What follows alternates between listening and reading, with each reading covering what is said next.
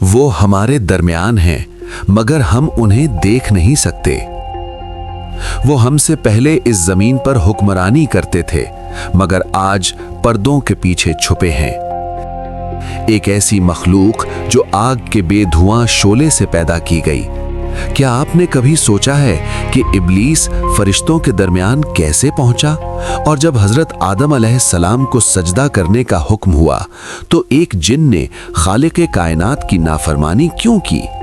آج ہم ان پردوں کو اٹھائیں گے جو انسان اور جنات کے درمیان صدیوں سے حائل ہیں۔ آگے بڑھنے سے پہلے اگر آپ نے ابھی تک رایان ٹیلز کو سبسکرائب نہیں کیا تو سبسکرائب کریں، ویڈیو کو لائک کریں اور اپنی رائے کامنٹس میں ضرور چھوڑیں۔ یہ داستان خوف کی نہیں بلکہ حقیقت اور ایمان کی ہے۔ اسلام ہمیں غیب پر ایمان لانے کی دعوت دیتا ہے۔ جنات کا وجود کوئی فرضی کہانی یا انسانی وہم نہیں بلکہ یہ قرآن مجید اور صحیح احادیث سے ثابت شدہ حقیقت ہے۔ انسان کی تخلیق سے ہزاروں سال پہلے اللہ نے ایک اور مخلوق کو اس دھرتی کا وارث بنایا تھا۔ یہ مخلوق طاقتور تھی، تیز رفتار تھی اور جذبات سے بھرپور تھی، مگر ان کی تاریخ خون ریزی اور تکبر سے بھری ہوئی ہے۔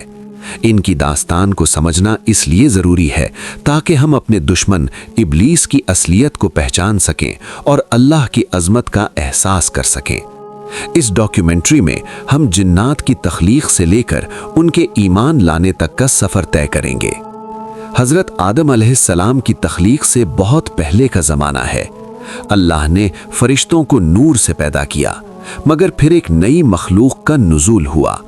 قرآن کریم کی سورہ الرحمن میں اللہ فرماتا ہے کہ اس نے جنات کو آگ کے شعلے سے پیدا کیا۔ یہ کوئی عام آگ نہیں تھی، یہ آگ کی وہ لپٹ تھی جس میں دھواں نہیں ہوتا۔ ان جنات کو اللہ نے اختیار دیا، انہیں صحیح اور غلط میں چننے کی آزادی دی گئی۔ وہ کھاتے تھے، پیتے تھے، شادیاں کرتے تھے اور ان کی نسلیں پھلتی پھولتی تھیں۔ ان کی فطرت میں آگ کی حدت تھی جس کی وجہ سے وہ بہت جلد غصے اور جوش میں آ جاتے تھے۔ انہیں زمین کی وسعت دی گئی مگر انہیں یہ یاد رکھنے کا حکم تھا کہ ان کا خالق صرف اللہ ہے۔ مگر جلد ہی زمین پر فساد کا آغاز ہونے والا تھا۔ حضرت عبداللہ بن عباس رضی اللہ عنہ کی روایت کے مطابق جنات نے زمین پر 2000 سال تک حکمرانی کی، مگر انہوں نے اللہ کی نعمتوں کا شکر ادا کرنے کی بجائے سرکشی اختیار کی۔ زمین پر خون ریزی اتنی بڑھ گئی کہ آسمانوں پر فرشتے بھی پکار اٹھے۔ جنات نے ایک دوسرے کا قتل کیا اور زمین کو فجور سے بھر دیا۔ اللہ نے فرشتوں کے لشکر کو بھیجا تاکہ وہ ان فسادیوں کو سزا دیں۔ ان جنات کو سمندروں اور پہاڑوں کی طرف دھکیل دیا گیا۔ انہی جنات میں ایک ایسا بھی تھا جو اپنی عبادت اور زہد کی وجہ سے مشہور ہوا۔ اس کا نام عزازیل تھا۔ اس کی عبادت اتنی خالص تھی کہ اللہ نے اسے فرشتوں کی صف میں جگہ دی۔ وہ آسمانوں پر فرشتوں کے ساتھ رہتا تھا، مگر کسی کو نہیں معلوم تھا کہ اس عبادت گزار جن کے اندر تکبر کا ایک بیج پل رہا ہے جو جلد ہی ایک عظیم فتنے کی صورت میں پھٹنے والا تھا۔ وقت نے کروٹ لی۔ اللہ نے مٹی سے ایک نیا شاہکار بنایا، حضرت آدم علیہ السلام۔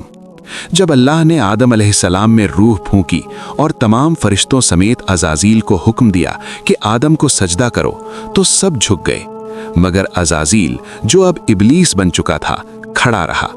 اس نے تکبر سے کہا، میں اس سے بہتر ہوں، تو نے مجھے آگ سے پیدا کیا اور اسے مٹی سے۔ یہ کائنات کا پہلا تکبر تھا۔ ایک جن نے اپنے خالق کے فیصلے پر سوال اٹھایا۔ ابلیس کو جنت سے نکال دیا گیا اور وہ ہمیشہ کے لیے ملعون ٹھہرا، مگر اس نے قیامت تک کی مہلت مانگی تاکہ وہ آدم علیہ السلام کی اولاد کو بہکا سکے۔ یہیں سے جنات کی 2 قسمیں بن گئیں، وہ جو ابلیس کے راستے پر چلے، شیاطین، اور وہ جو اللہ کی وحدانیت پر قائم رہے۔ صدیاں بیت گئیں، انسانیت اندھیروں میں تھی۔ پھر عرب کی سرزمین پر آخری نبی حضرت محمد صلی اللہ علیہ وسلم مبعوث ہوئے۔ ایک رات مقام نخلا پر آپ صلی اللہ علیہ وسلم نماز میں قرآن کی تلاوت فرما رہے تھے۔ نصیبین کے مقام سے جنات کا ایک گروہ وہاں سے گزر رہا تھا۔ جب انہوں نے قرآن کی آواز سنی تو وہ رک گئے، وہ دنگ رہ گئے۔ انہوں نے ایسا کلام کبھی نہیں سنا تھا۔ قرآن کی آیات نے ان کے دلوں کو موم کر دیا۔ انہوں نے وہاں کھڑے کھڑے اسلام قبول کر لیا۔ وہ اپنی قوم کی طرف واپس گئے اور پکارا، او ہماری قوم، ہم نے ایک عجیب قرآن سنا ہے جو ہدایت کا راستہ دکھاتا ہے۔ ان جنات نے ثابت کیا کہ مخلوق کوئی بھی ہو، اللہ کا کلام ہر دل کی دنیا بدل سکتا ہے۔ یہ جنات اب ابلیس کے نہیں بلکہ اللہ کے ساتھی بن چکے تھے۔ آج بھی یہ سلسلہ جاری ہے۔ جنات ہماری دنیا کا ایک ایسا حصہ ہے جو پردہ غیب میں ہے۔ صحیح مسلم کی حدیث کے مطابق ہر انسان کے ساتھ ایک قرین یعنی ساتھی جن ہوتا ہے جو اسے برائی کی طرف اکساتا ہے، مگر رسول اللہ صلی اللہ علیہ وسلم نے فرمایا کہ میرا قرین مسلمان ہو گیا ہے۔ کلائمیکس یہ ہے کہ جنات بھی ہماری طرح قیامت کے دن جواب دہ ہوں گے۔ ان میں بھی نیک لوگ ہیں، نمازی ہیں اور حق پر چلنے والے ہیں، اور ان میں بھی شرارتی اور کافر جنات ہیں جو ابلیس کے مشن کو آگے بڑھا رہے ہیں۔ اصل جنگ کسی جسم یا مخلوق سے نہیں بلکہ اپنے اندر کے تکبر اور شیطان کے وسوسوں سے ہے۔ دونوں مخلوقات کا مقصد ایک ہی ہے، اللہ کی عبادت، جیسا کہ قرآن میں فرمایا گیا، اور میں نے جنات اور انسانوں کو صرف اپنی عبادت کے لیے پیدا کیا۔ جنات کی داستان ہمیں یہ سکھاتی ہے کہ طاقت اور عقل تب تک بے معنی ہے جب تک ان میں عاجزی نہ ہو۔ فرشتوں نے آدم کی مٹی نہیں دیکھی تھی، انہوں نے اللہ کا حکم دیکھا تھا۔ ہمیں جنات سے ڈرنے کی ضرورت نہیں بلکہ ان کے خالق سے ڈرنے کی ضرورت ہے۔ ہمارا اصلی دشمن وہ ابلیس ہے جو ہماری رگوں میں خون کی طرح دوڑتا ہے، مگر جو شخص اللہ کی پناہ میں آ جاتا ہے اس پر کوئی شیطان یا جن غلبہ نہیں پا سکتا۔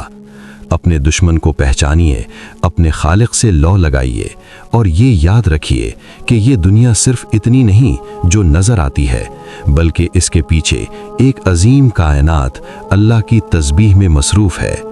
اللہ ہمیں حق اور باطل میں فرق کرنے کی توفیق عطا فرمائے۔